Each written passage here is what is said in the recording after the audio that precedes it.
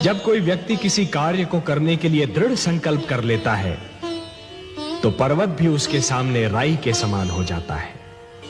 फिर कोई भी बाधा उसका मार्ग नहीं रोक सकती। हे महादेवी, जब एक छोटा सा झरना संकल्प कर लेता है तो चट्टानों की छाती चीर कर बाहर निकलता है। जब एक नन्हा सा बीज उगने का संकल्प करता है तो पथरीली धरती से बाहर फूट कर निकलता है। मानव के मन में असंख्य शक्तियां भरी हैं महादेवी, और इन सारी शक्तियों में महानतम शक्ति है संकल्प। संकल्प असंभव को भी संभव बना सकता है। नमस्कार दोस्तों, ऐसा कोई हिंदुस्तानी नहीं होगा जो भगवद गीता को नहीं जानता होगा। भगवद गीता एक ऐसा धार्मिक ग्रंथ है जो मनुष्य को जिंदगी को सही जीने मार्ग बताता है। भगवद गीता किसी एक धर्म तक सीमित नहीं है, वह सभी धर्म को लोगों ने पढ़ना चाहिए। हालांकि भगवद गीता 5000 साल पुरानी है, लेकिन उसका ज्ञान आज भी लोगों को जीवन में सही राह पर चलने को प्रेरित करती है। भगवद गीता में कुल 18 अध्याय हैं और उन 18 अध्यायों में 700 श्लोक है। भगवद गीता एक गुरु और शिष्य में का संवाद है जिसमें पूरे जीवन का सार है। तो चलिए दोस्तों, आज हम भगवद गीता में के कुछ अनमोल वचन देखते हैं। गीता के उपदेश। जीवन में सफलता पाने के लिए अपनाएं गीता के ये 5 उपदेश। श्रीमद् भगवद गीता का हर एक श्लोक जीवन के अलग अलग पक्षों में आपका मार्गदर्शन करता है। हम आपको गीता के 5 ऐसे उपदेश बताते हैं जिन्हें अपनाकर आप अपने जीवन में सफलता हासिल कर सकते हैं।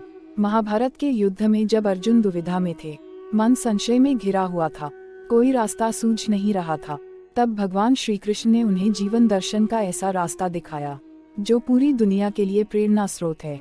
इसे श्रीमद् भगवद गीता के नाम से जाना जाता है।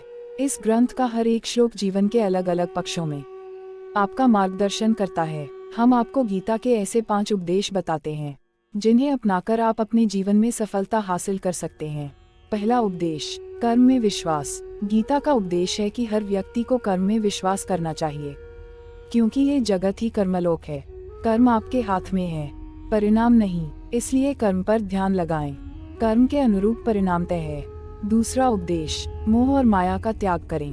भगवान कृष्ण कहते हैं कि इंसान हर वक्त अपनी कामनाओं और इच्छाओं में डूबा रहा है और यही उसके सभी दुखों का कारण है। अगर वो इससे मुक्त होकर अपना कर्तव्य निभाए तभी उसका जीवन सार्थक होगा।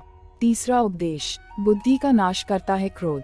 गीता में श्री कृष्ण ने कहा है कि शांत चित्त में भगवान का वास है। जब मनुष्य पर क्रोध छाता है तो उसकी बुद्धि सही निर्णय नहीं ले पाती, इसलिए क्रोध का त्याग कर व्यक्ति को जीवन के लक्ष्यों की तरफ बढ़ना चाहिए।